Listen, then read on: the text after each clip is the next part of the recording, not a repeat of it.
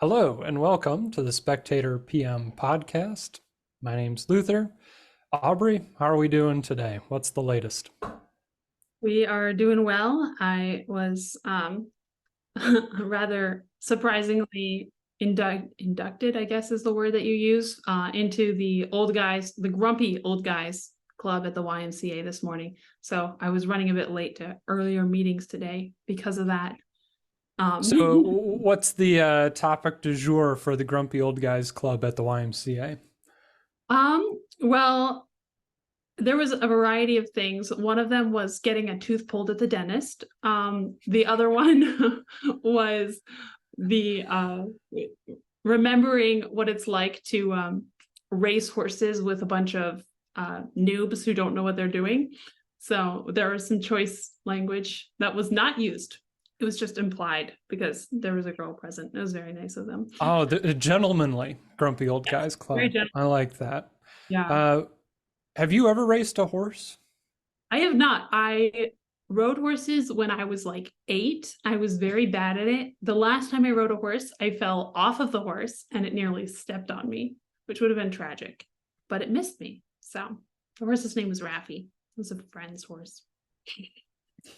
Yeah, I've never liked horses, and I'm sorry if we lose listeners for this, but I don't like animals that think they're better than me.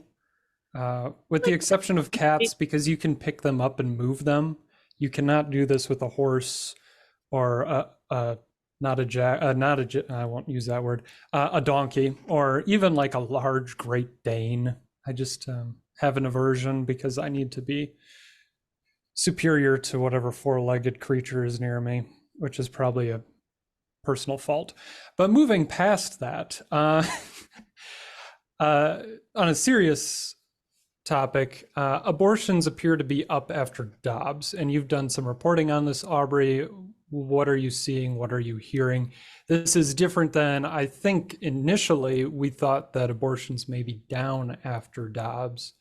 What happened?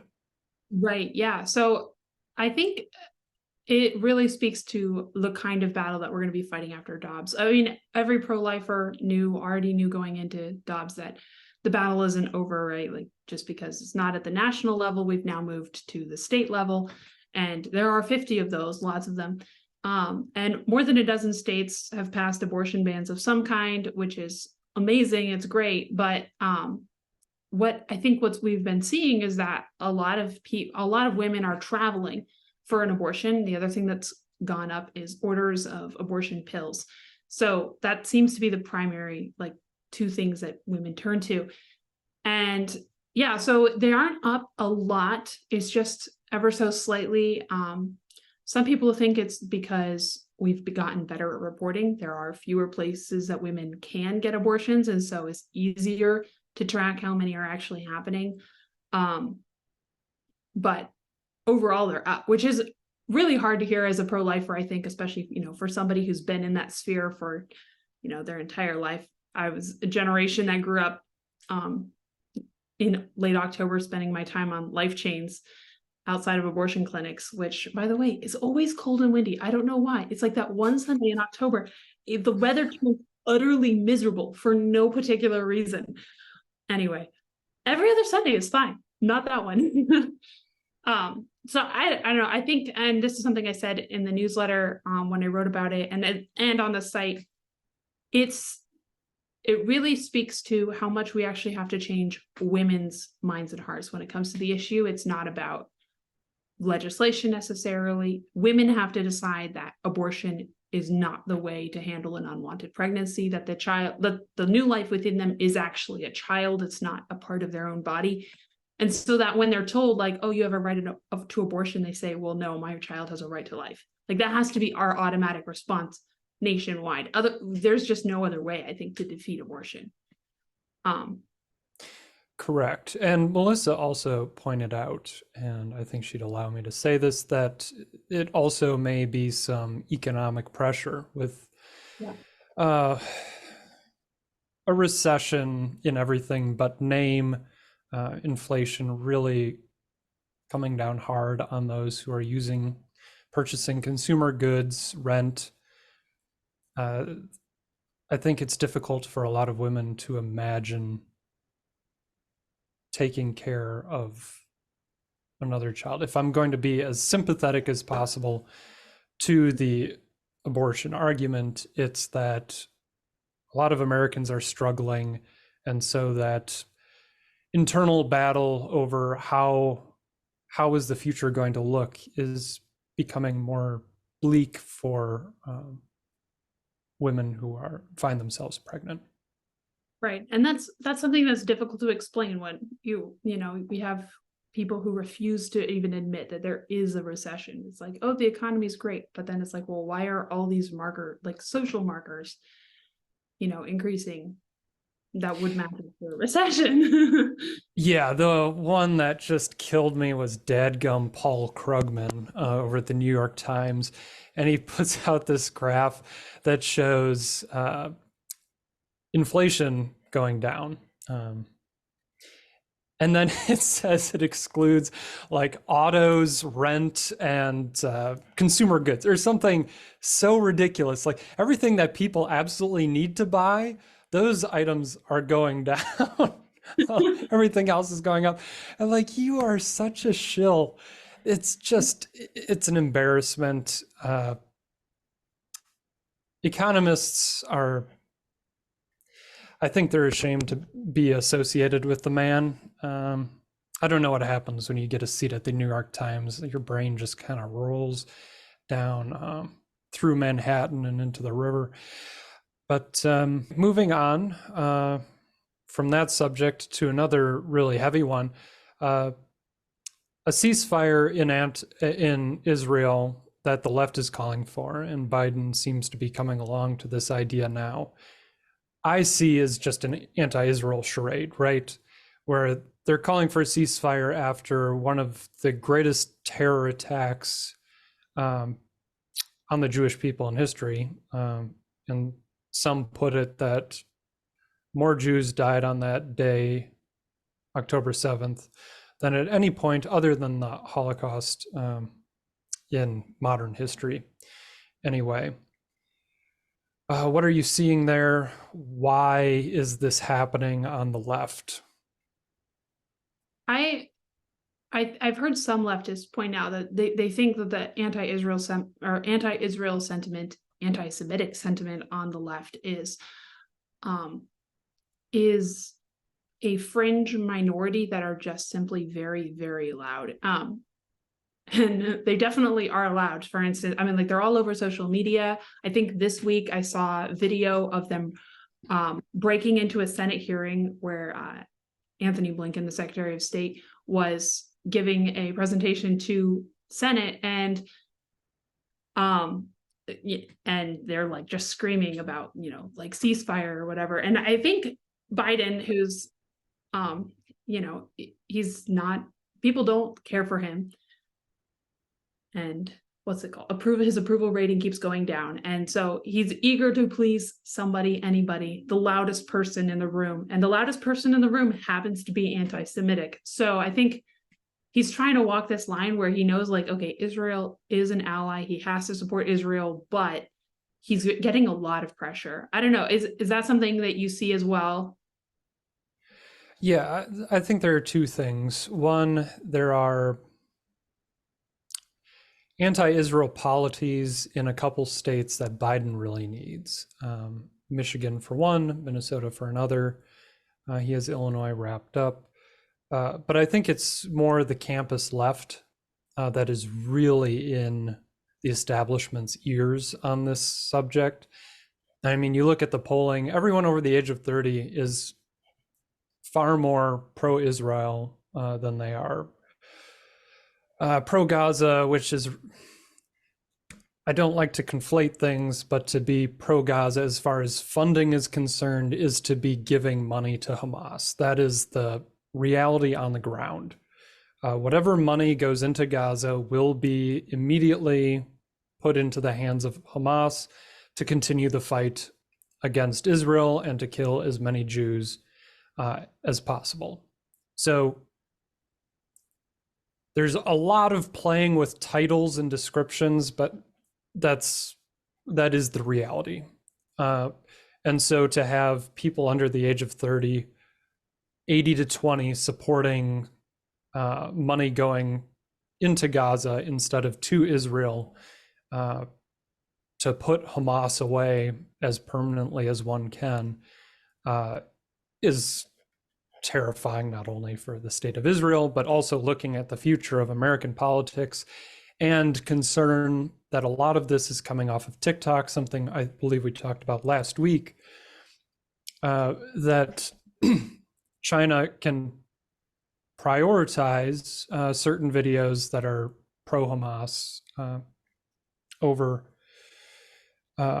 Israel in this debate. And we even saw that China was removing from certain map databases Israel as a country, as a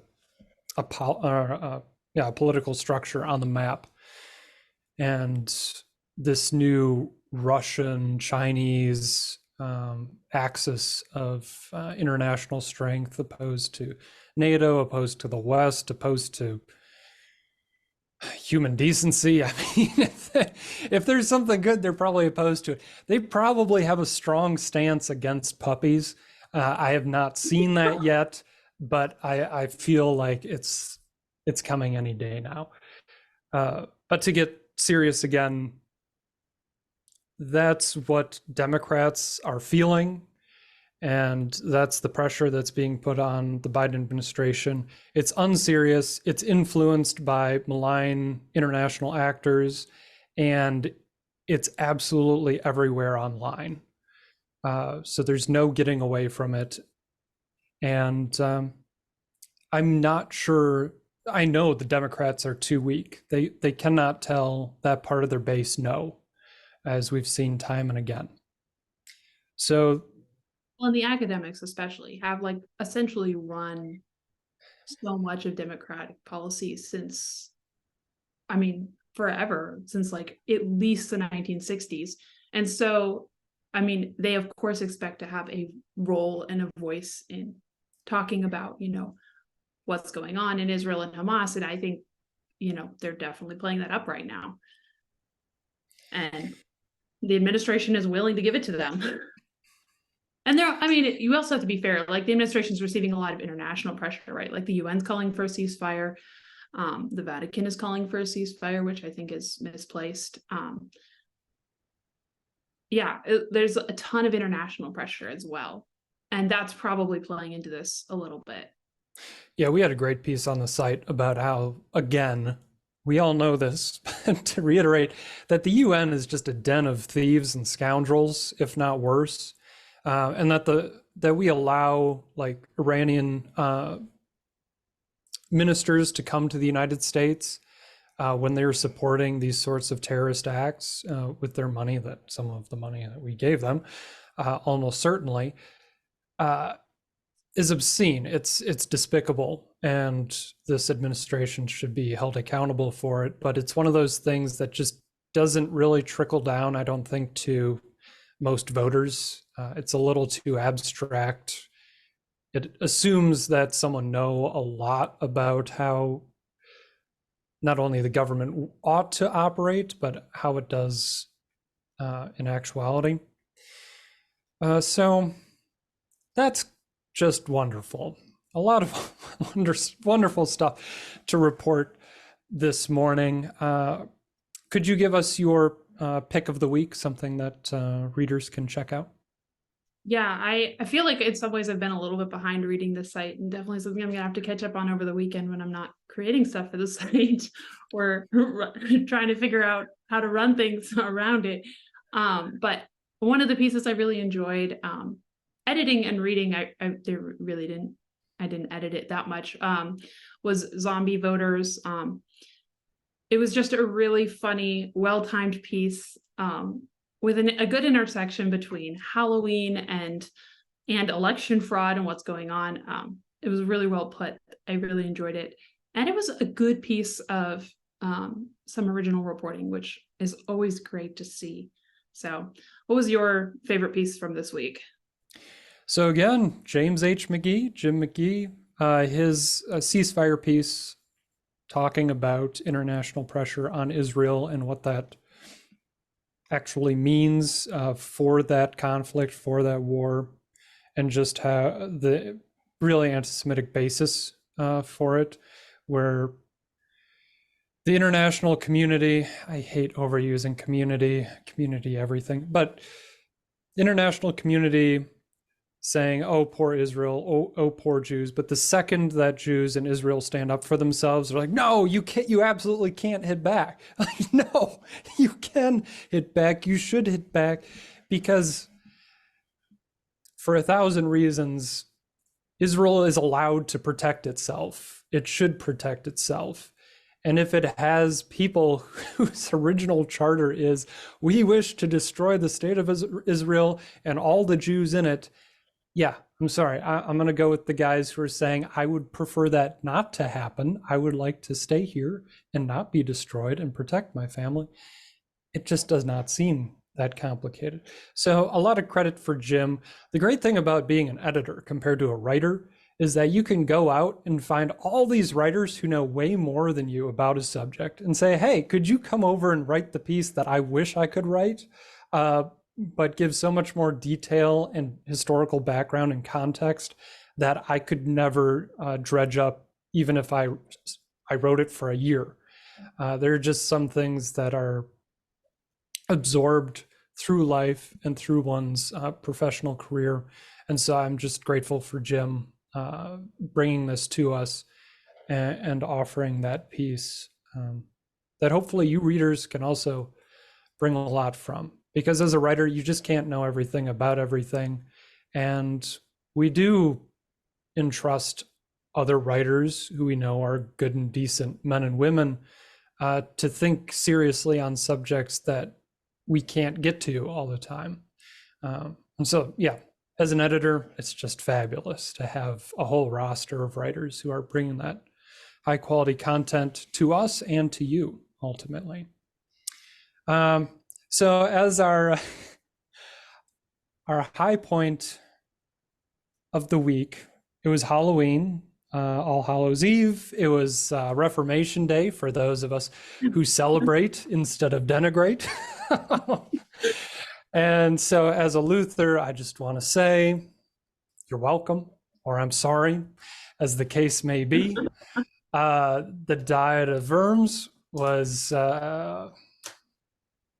quite an inflection point, at the very least, in history, and arguably probably one of the most important events in the last 500-600 years.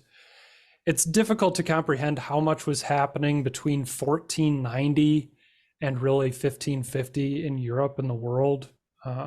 These cultures and peoples colliding and combining.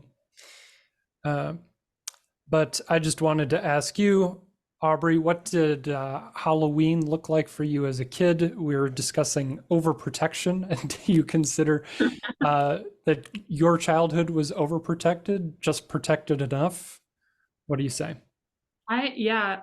So Halloween, my parents really didn't have us celebrate Halloween. We grew up in the middle of nowhere on a farm road, so trick-or-treating is a little difficult when your nearest neighbor is down a state highway roughly half a mile away. Oh, yeah. You know, just fact of life. I do remember trick-or-treating when I was really, really little, and we were living in Virginia in a neighborhood, and we would dress up as, saints. And I think one year I was Our Lady of Guadalupe. I remember that costume. It was a lot of fun. And my brother Francis was St. Francis of Assisi. That's awesome. Great combo. But every time we would walk up to somebody's house, they were like, "Oh, what did you dress up as?" And we'd say, "Oh, like, Our Lady of Guadalupe," and there's just this like blank stare on their face. Every Catholic kid has had this, where like everybody else Protestant is like, confusion. That's what you're observing. I think it was actually more secular confusion. We were really close to DC. Somebody else was complaining, like one year they dressed up as a pilgrim, and whoever was like, "What's a pilgrim?" And he was like, "Oh no, your history." Like, as a 7-year-old, I know what a pilgrim is. Yeah, it wasn't a case of overprotection. We definitely dressed up. So like our parish would have like this big Saints Day party. Our job as kids was to comb through the Roman martyrology and find the people with like 2 sentences to their name that you really knew nothing about, other than that they were like, tortured on a wheel and then finally beheaded, because everybody's beheaded in the martyrology. The only way to get rid of people. And then we would go up on stage and we would like present these, elaborate stories of their life. We'd give these little speeches and people would try to guess us. And I think I stumped people almost every year for a really long time. I was very good at it, I think. Yeah. No, my favorite part of this week has always been, though, All Souls Day. It's just such somber, beautiful day. And I know, like, as a Protestant who doesn't believe in purgatory, I was so sad. Like, it's a little different. I don't know. One of my pieces this week on the website was going back and talking about like the history in the early Catholic Church of venerating, but also of praying for the dead. There's a passage in Perpetua and Felicity, the martyrdom of Perpetua and Felicity, where she talks about praying for her younger brother who had passed away when he was 6 or 7 from cancer on his face. And she sees a vision of him suffering and in pain. And then she starts praying for him nonstop. And then a little bit later, he appears to her playing happily. I don't think in the vision, I actually translated this in AP Latin in high school. I don't think in the vision he ever talks to her. It's just that she understands that he's in heaven at that point, or in a better place. So that was one of the things I talked about in that piece. Yeah, we had a lot of good traditions for this week. So it's a very good week. Yeah, that is. Did you ever read C.S. Lewis's description of purgatory? I need to look up what the title of that was. But the premise of the story is that those in hell, or sort of this hellish landscape, have a bus station in the middle of hell. And that there's like dime store bookstores. Dime bookstores all the way through. It's just a crummy, cruddy place, but you haven't gone and built your estate away from where everyone else is. And then you get on this bus if you wish to, and the bus takes you up into this middle area where your friends and family can come down from the celestial mountains and kind of meet you there. And they try to convince you to go with them. And so the denizens of that hellish place are almost always overwhelmed or are incapable of leaving the things behind that are destructive, are despicable about them, but they just cling to them more than they wish to continue on whenever they wish into those sorts of uplands. And his description of how everything is too real that it almost hurts the eyes, hurts the senses to interact with, was fascinating. I think Lewis is described as probably the most Catholic Protestant to have lived, like Chesterton is described as the most Protestant Catholic. That description. Huh. I would not have thought so, but yeah, we all try to like kind of bring over someone from the other camp who we really like, want to associate with. Like, oh, he was one of us. He just walked into the wrong church one day and got stuck there. But oh man, I'm gonna have to look it up, and I'll leave it in the show notes for you all. But for me, Halloween, I went to a private Christian school, and there were some kids who just didn't celebrate Halloween. It was wicked, it was devilish, it was what have you. And I think that's more than fair. And my parents said, here's the thing. You're going to meet your neighbors. You're going to get some free candy. It's a social community event.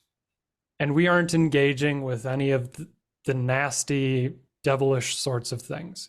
This is for you to go out, have fun, meet people, take part in this event that means a lot, not only to you, but to others. And so if we can be Christian witness during this, that's awesome. And so using what the culture provides you as a way to be a witness, that was something that my dad, a cop, and my mom, who taught high school equivalency in the local jail, both really wanted us to learn. And talking about being overprotected, if anything, I wasn't underprotected. Like, my parents would allow us to go anywhere we could ride our bikes. That was really it. When you get tired, just come home. But from an early age, I was told there are people in the world who want to do bad things to you. So don't speak to strangers. Don't stop if you're uncomfortable, or generally don't stop if you know the person or don't know the person. And then when we got to be 8 or 9, I think my dad sat us down at the computer and said, okay, here is the sex offender registry, and here is every house where there's someone who's a sex offender. You know this. You see it. You understand that there are people, even a few blocks from us, who are registered sex offenders. This isn't to keep you home or to keep you scared. It's just to let you know this is the world you live in and to act accordingly. So go out, have fun, but when you feel uncomfortable, get out. Run, don't stop, don't think about it, just go. And so that's what I had. I had the whole city open to me at any time, bike to a friend's house, hang out. My friend's next door neighbor was Merv the Perv. We know he was a weirdo, but because we knew this, and because my parents both trusted us enough and also provided us information and treated us like we were smart enough to know what we were doing, we had opportunities to go and enjoy ourselves that those who are overprotected never get. And so when you get out into the real world, you're either taken in by shysters, or you're so scared that you just stay home and stay in what's comfortable. So I'm really grateful for what they did, because every night, you come home and mom has the report on what her students in jail were doing, and you get the report from dad on who was locked up that day, and you're like, okay, the world is a dangerous place, but in the same vein, there are all sorts of opportunities to not only have fun and enjoy God's creation, but to be a positive influence in that. So Halloween was one of those sorts of events for us. And I'm grateful we got to do it, especially living in the city where you could walk a few blocks and fill up a whole pillowcase full of candy. We went old school with it. We went Charlie Brown, and the Great Pumpkin. I never got a rock in my bag, thankfully. That would have been a real bummer, Yeah, sad.